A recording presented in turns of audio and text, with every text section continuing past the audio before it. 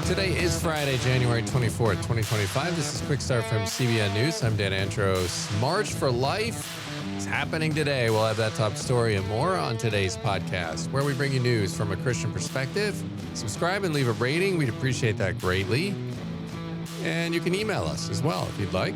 quickstartpodcast@cbn.org. Joining me now to get through the news of the Cray, as we call it, each and every weekday, bright and early. Billy Hallowell.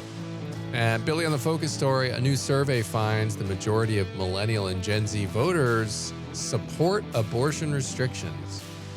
Yeah, this is a really interesting one for a variety of reasons. We're going to break down the numbers and why they matter. All right, that's coming up on the focus story. On the main thing, will the ceasefire deal collapse? CBN's Gary Lane has more on that on the main thing. Don't forget to subscribe to all of our CBN News podcasts, DC Debrief with John Stolnis, Billy's Newsmakers, and of course, our special series, Jesus and the Prophecies of Christmas. Don't want to miss those. Links are in the description of this podcast episode. All right, we're going to head now over to the news in 90 seconds. And Pete Hegseth's nomination for Secretary of Defense cleared a key procedural hurdle yesterday with a 51-49 vote to begin up to 30 hours of debate, setting up a contentious final Senate vote.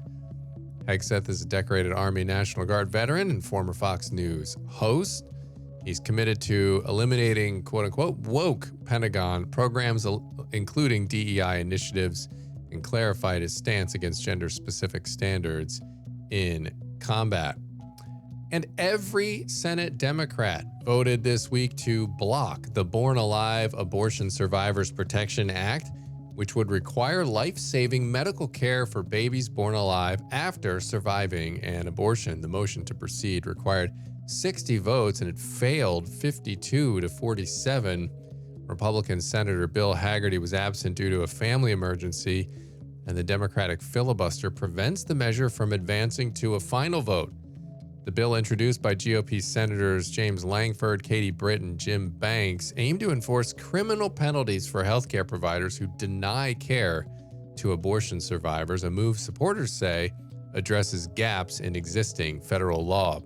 Those are just some of today's top headlines. Check out more stories over at cbnnews.com. And Billy, you and I will be hosting our live stream coverage here coming up today at noon on the CBN News YouTube channel. We'll link to that link there in the description here. If you're listening to this ahead of it or during that time, it'll be on for a few hours. Then you can go ahead when you're done here and click that link and check it on out. It's always a awesome event, Billy. Thousands and thousands of people are there marching in DC, and even after Roe v. Wade, the mission still goes on until abortion is really kind of eliminated from society. Yeah, well, and here's the thing about the March for Life. If you've never been, and I've been there a number of times now, it is the most joyful protest ever. So even though there's this heavy issue that's hanging over the hearts and minds of so many Americans, and it's this horrific issue of abortion, people are united in faith, most of them, not everybody. There's some atheist pro-lifers who are there, which is super interesting, but they're united in trying to change the culture. And initially that was get rid of Roe, but it's always been helping women and their children, and that continues. And so I've never been in an environment like that where you're protesting something, but yet everybody is joyful and kind. They're not lighting things on fire. They're not throwing things at each other. They're smiling, they're sharing the gospel, and it's just an amazing, amazing gathering.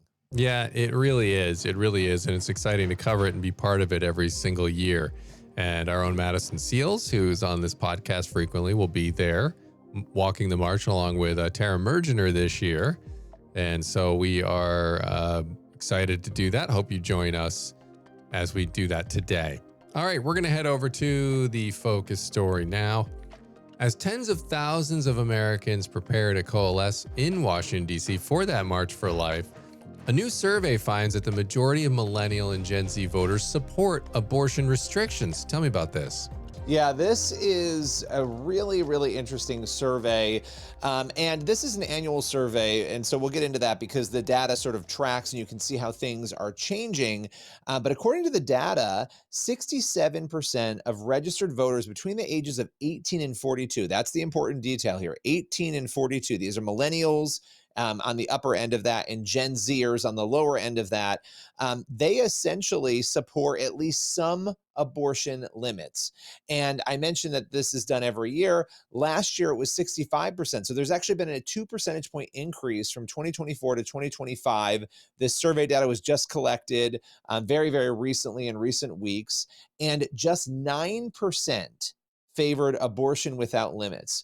That's pretty remarkable. Less than 1 in 10 saying that they think there should be no restrictions whatsoever on abortion.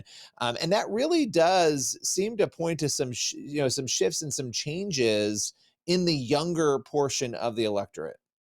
Yeah, it really does. And what's the significance of the data you mentioned there that they gathered on younger Americans? Yeah, it's really easy to say, well, it's just young people. Well, guess what? As time goes on, millennials and Gen Z make up actually almost 50% of the voting population now. It's 48.5%. So this is a substantial portion, almost half of those who are eligible to vote are millennials and Gen Z. This is why it's so important to reach the young generation, but also the assumption that these are going to be, far, far left progressive people on this issue. That does not seem to be the case. It seems like they are at least favoring some. Now, that doesn't mean they want full restrictions on abortion, but they're open to some restrictions.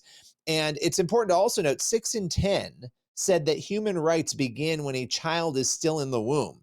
So almost 60% saying that, hey, unborn babies should have human rights. Only 2% said that rights begin when a court says so. And only 25% said human rights begin after birth. So the majority of millennials and Gen Z, again, really at least having some inkling, even if they're calling themselves pro-choice, they have some inkling of pro-life values in them. Yeah. And how does that data line up with past data? Yeah. So every January, the Knights of Columbus and Marist put out a poll, and we often will cover that at CBN News. And last year's data, I have not seen data for this year. Last year's data found that 66% of Americans overall, so not just young people, supported placing legal limits on abortion, and nearly 6 in 10, and this is the really shocking point that's important to drive home, nearly 6 in 10 support limiting abortions to the first 3 months of pregnancy. So the majority of Americans, contrary, and this is why labels are tricky, pro-life, pro-choice, the majority of Americans, 60% at least, say, hey, you know what? We think abortion should be capped at 3 months. Now, not everybody is going to agree with that. A lot of Christians say abortion should be outlawed entirely, or it shouldn't be something we do. But the fact remains, most people, again, have at least some inkling towards being pro-life. So we see that lining up with this younger person data that we now have. And I think this is important for pro-lifers to understand when you're having this argument, to note, hey, guess what? Most people support some restrictions. So let's at least start there, right, in the conversation, instead of this idea that Planned Parenthood and others sell, that abortion on demand, at any point in pregnancy is something that everybody supports. It's just the data doesn't back that. Yeah, I mean, we've come a long way from when the country used to celebrate, sort of, even on the pro-choice side, a safe, legal, and rare situation. But that is something that has kind of been thrown to the wind there, and tossed aside. And so I think that is where, you think about March for Life today, and you're like, well, they got Roe v. Wade, and it's going to the states. So what do we do? And I think the fight now is to change hearts and minds, right? Like, I mean, like you said, you can find common ground on laws and things like that, but you're never going to really be able to legislate people into completely doing away with this issue and not supporting abortion anymore. You're going to have to win hearts and minds. We're going to have to pray. I think it takes a lot of prayer because, as you can see, people can be blinded for just a long time, and it's difficult with any reasoning. It's kind of like reasoning sometimes with like a toddler, right? Like they're just in the limbic mode and they're emotional. And what are you going to do? Like no amount of logic is going to win them over. And so we got to pray. We got to pray that God opens the eyes of these people that continue to reject the idea that life in the womb is valuable. Yeah, well, and you're speaking to something. I think this was always the battle, and the danger. Well, there's no danger in Roe v. Wade being overturned, but I guess the caution is that the assumption that the battle's been won, as you were saying, it's not been won. In fact, there's a new battle in 50 different states now for all different laws that we're seeing. Some states are putting it in their constitution, others aren't. you need to be able to win people over on a spiritual level and a heart level. And I mentioned there's some atheists who are pro-lifers. I think that's great. That's not the majority, though. We need to be able to make this make sense so that people understand what we're dealing with here. And that means cutting through the language that is not accurate, that is often used by the progressive side, and being able to explain what's really happening. So yeah, we got to change hearts and minds. Laws are great, but they don't change necessarily hearts and minds. So that is our battle, and that's always been the battle. I just think the overturning of Roe v. Wade made that more pressing. Yeah, it really did. All right. Well, appreciate you breaking that one down. And would love for everyone to go ahead and join us today on our March for Life stream. Again, we'll get the link in the description of here in this podcast episode. We'll get that in there for you. So you can just get yourself an alert or just join in if it's already past noon and you're ready to listen to it and watch along and join in the march with us. All right. Appreciate that. We're going to head over to the main thing now. And 4 more hostages are set for release this weekend, but Hamas regroups and the ceasefire hostage deal is almost certain to at some point collapse. Jewish News Syndicate Editor-in-Chief Jonathan Tobin explains why that might be and provides insights on a possible Israel airstrike against Iran. That's today's main thing.